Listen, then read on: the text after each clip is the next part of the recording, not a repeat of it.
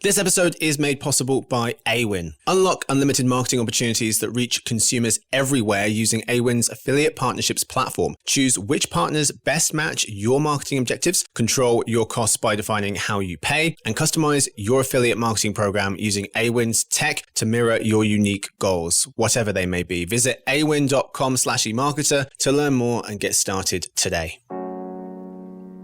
The generative AI sector is actually going to grow an average of 36% every year until 2030. And I think what's behind that is that we're going to see this technology continue to advance. And so as something bigger and better comes out, you're then going to see a fresh wave of excitement.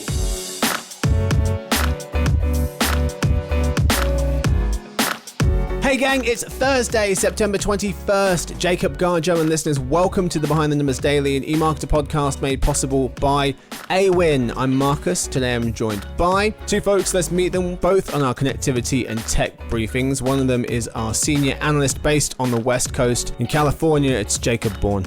Hey Marcus, hey Garjo, thanks for having me. Hey fella, and the other chap is one of our senior analysts on that very team. He is based on the East Coast out of New York. It's Garjo Sevilla.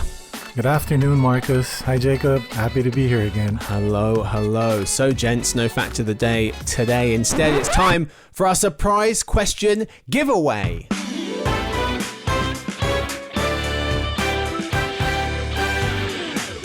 I brought it back last month and then immediately forgot about it. So I'm so sorry to the people who did write in with your answers. We just forgot to tell you who won. Well, how does it work first? Well, every other Thursday, I read a trivia question.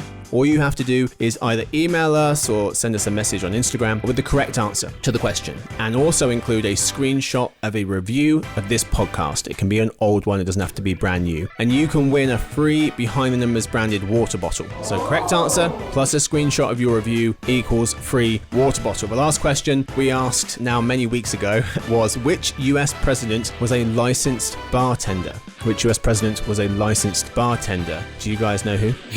Any guesses? Oh, that's a tough one. No one's guessed right so far. I've asked like 10 different people. It's always different. Say again? Adams. No one said that either. Yeah, but we've got another one down. Garjo? I don't know. Barack Obama? That's who I thought it would be. I just can see him with a towel over his shoulder behind a bar, just chatting it up. But it was actually Abraham Lincoln. Abraham Lincoln was a US president who was a licensed bartender before he was the US president, not at the same time. He had the country to run. And Laura from New York, you won. Congratulations to you. Stuart, who runs the team, will be sending you your free Behind the Numbers branded water bottle.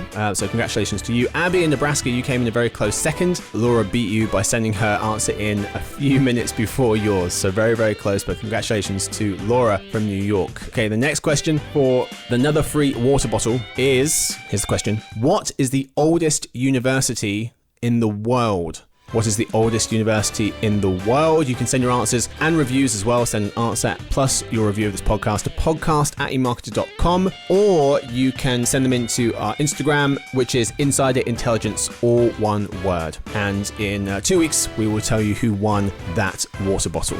All right, time for the real topic of today. Is the AI boom already over?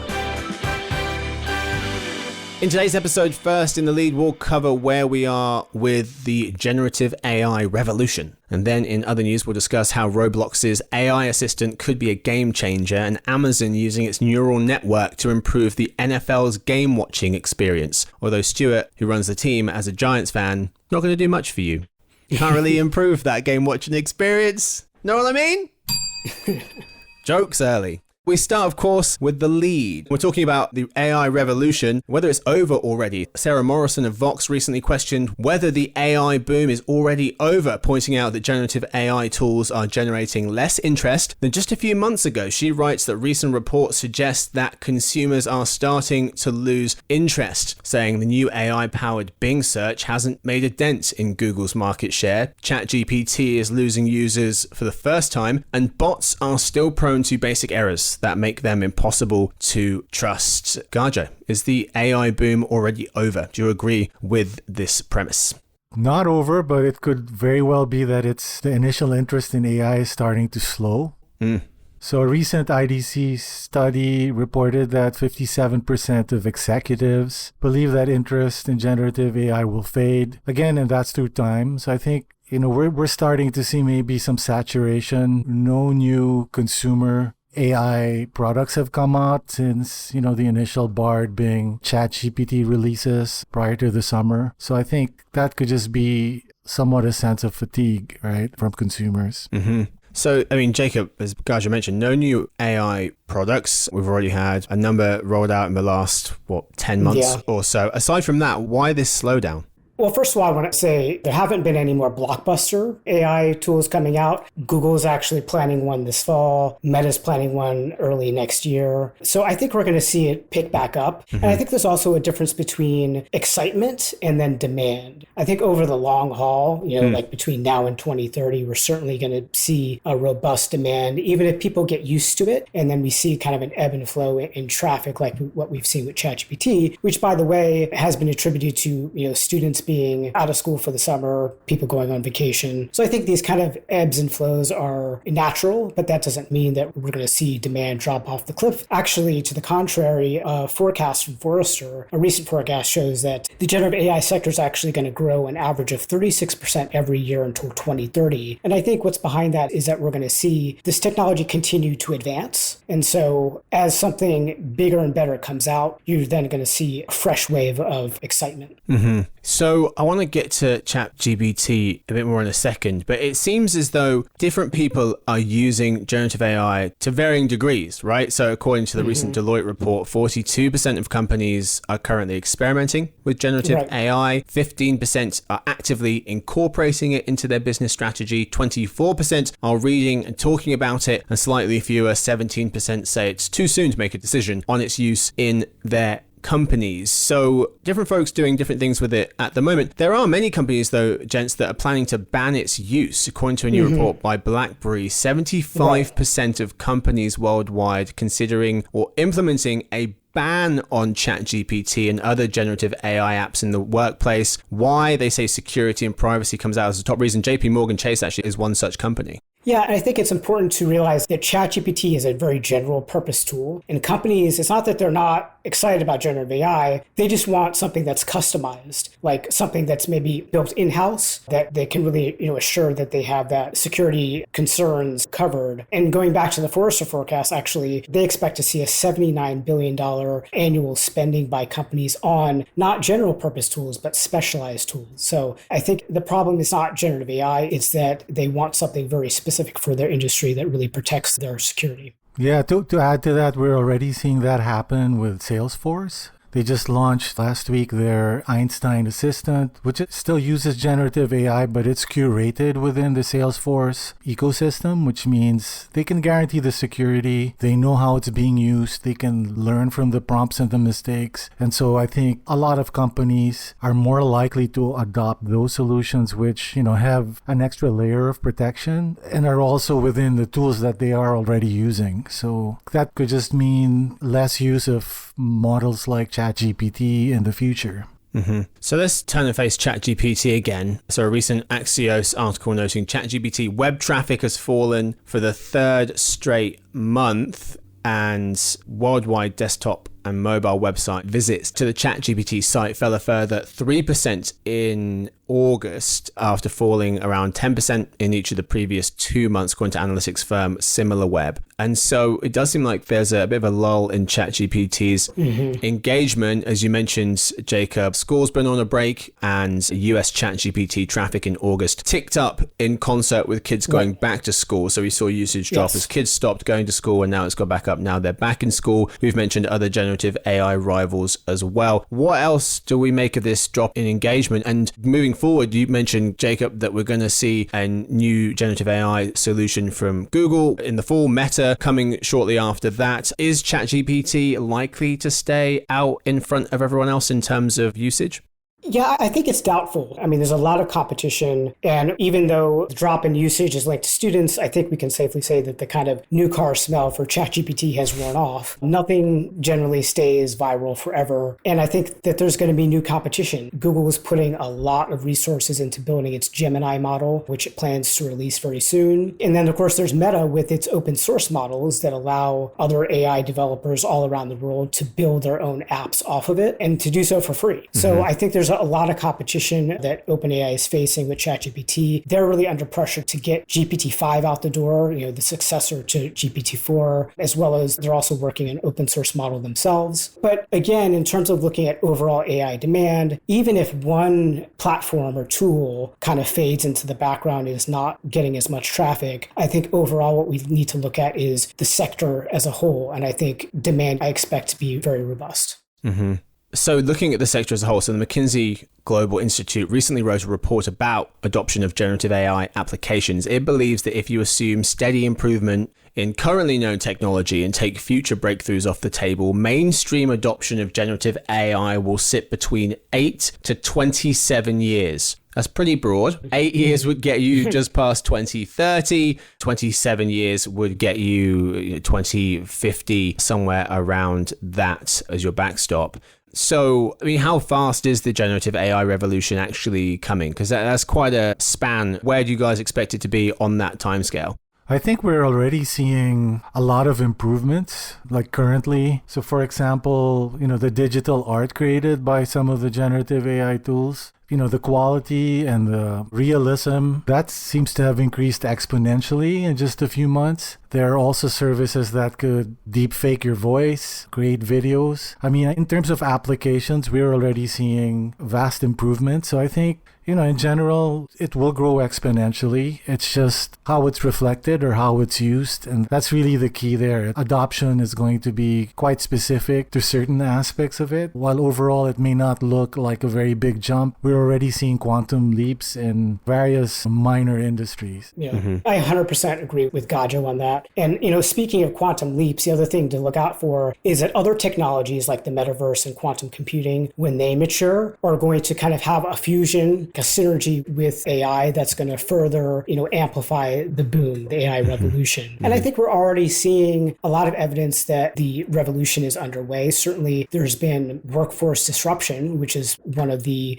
symptoms of the AI revolution in industries like marketing, tech, and healthcare. And I think also average people are getting use out of the technology as well, including being able to kind of diagnose illnesses in a way that they could never quite do, on Google search. Now, whether or not that's a good use case or not is debatable, but I certainly think that it's giving people access to tools and information that they didn't previously have. We just talked about that on Tuesday, actually, our Tuesday episode about Dr. ChatGPT, and saying that, it doesn't need to be as good as a physician, as a human physician. It just needs to be better than maybe a search on WebMD or on Google or on TikTok and all the other places that people go. Absolutely. As well as speaking to their doctors. So we actually have some forecast numbers on this. Our wonderful forecast team has broken out some figures on generative AI users. This year, 78 million people we expect to use generative AI. That is once a month. So using generative AI once a month, 78 million, close to 80 million people this year, 100 million next year. If you zoom in just on the ChatGPT folks, then we expect over 60 million Americans to use ChatGPT at least once a month, and close to 80 million next year. Just seems there's more and more people using ChatGPT. The time spent on ChatGPT is dropping a bit though, declining monthly since March from an average of 9 minutes to about 7 minutes in August. So it's not come way down, but it has come down somewhat. Some of that lull could be attributed to kids not being in school over the summer. As Jacob mentioned, this number's according to Reuters. Let's end, gents, by talking about a powerhouse in the space, a company a lot of folks may not be too familiar with. This is one company that certainly will help with generative AI adoption. It's called NVIDIA. So tech giant NVIDIA says sales reached record levels after more than doubling as demand for its AI chips took flight. So the company saw revenue jump to over $13 billion last quarter, which is amazing. A lot of tech companies do make a lot of money, but as Scott Rosenberg and Ina Fried of Axios point out, doubling revenue isn't unheard of for high growth companies. Doubling it at this scale is much, much rarer. And so this strong performance was driven by NVIDIA's data center business, which includes AI chips. As the BBC notes, NVIDIA was originally known for making the type of computer chips that process graphics, particularly for computer games. So Jens, what are your thoughts on NVIDIA and how they're shaping the AI world?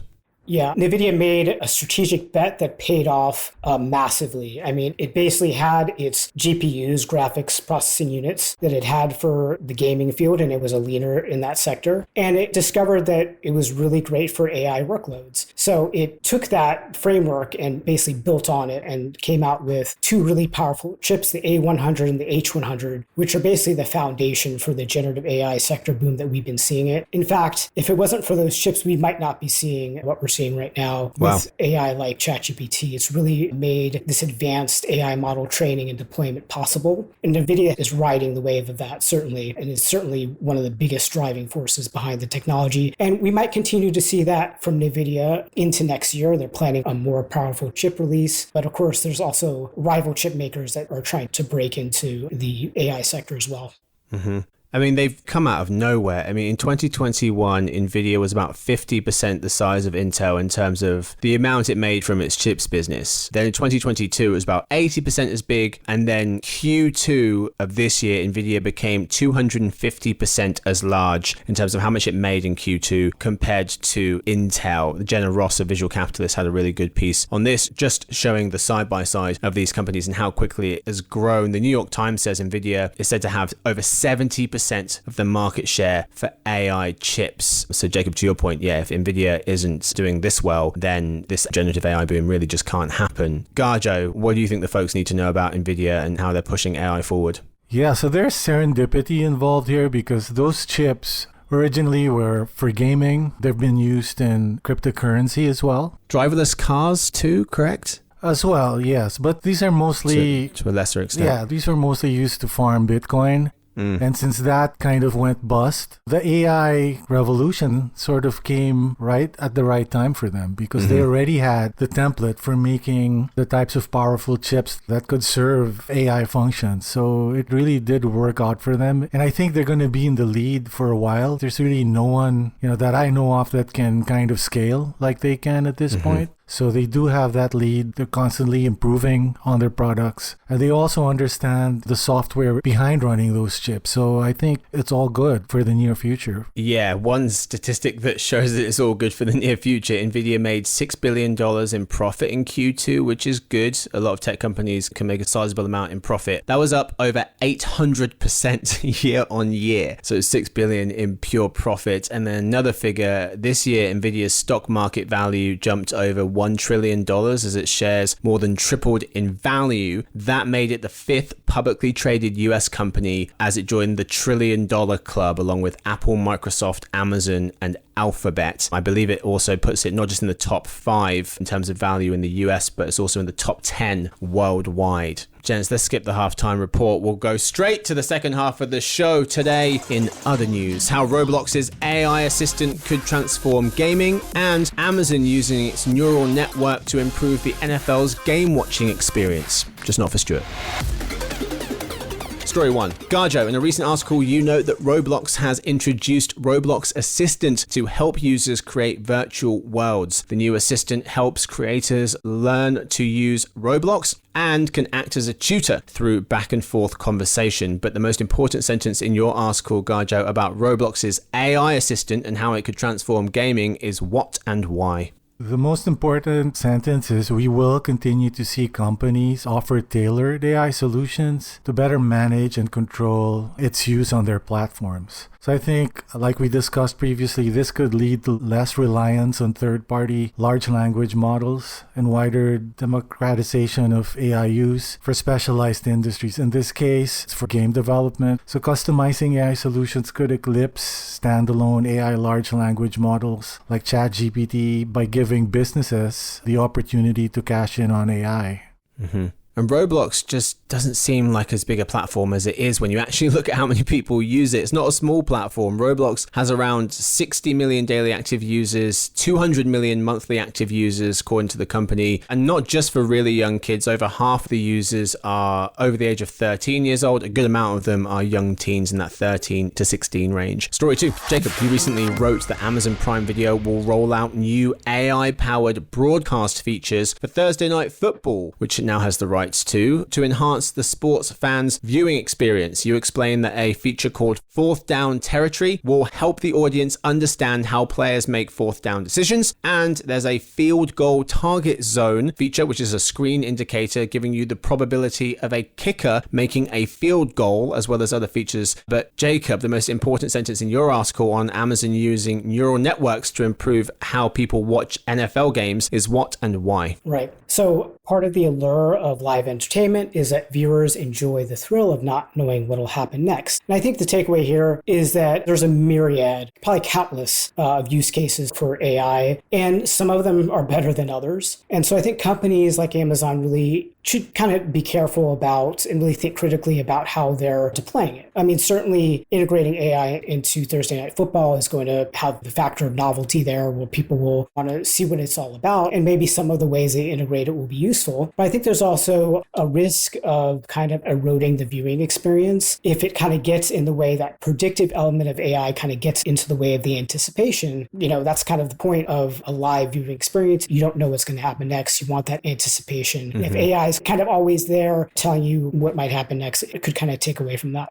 That's a great point. I was joking about Stuart, who runs the team, being a Giants fan and how painful that viewing experience is. But it wasn't last Sunday when they had a historic comeback against the Arizona Cardinals. And had you been watching that game, AI could have said, oh, the Giants have a 2% win probability. And maybe some people would have shut the TV off, and they shouldn't have, because they stormed back and ended up winning 31-28. Now, will it be the only win of the season? Probably. But they still won that game. So congratulations to you. That's what we've got time for today's episode. Thank you so much to my guests. Thank you to Gajo.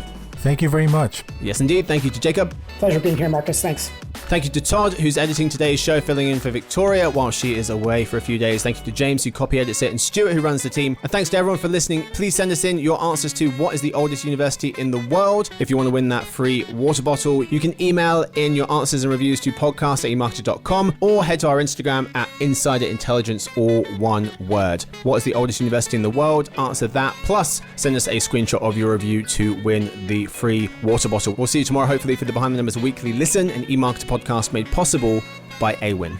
Congratulations to Laura from New York.